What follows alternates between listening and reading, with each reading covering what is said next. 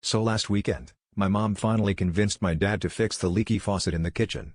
Now, my dad is one of those guys who owns 3 different toolboxes but can never find a single screwdriver, so I was already prepared for some light chaos. He spent the whole morning watching YouTube tutorials and muttering things like, "reverse threads, my foot," as if the faucet was personally out to get him.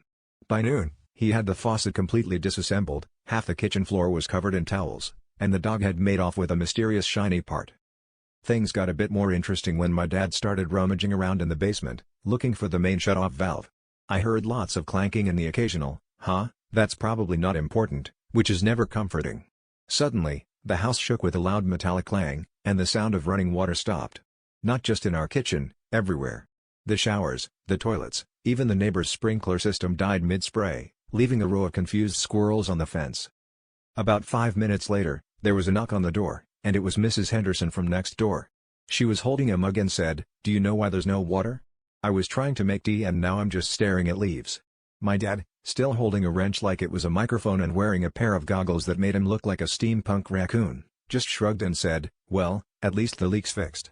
Meanwhile, a small crowd of neighbors had gathered on our lawn, all of them holding various water-related objects and looking at my dad like he was the world's most disappointing plumber.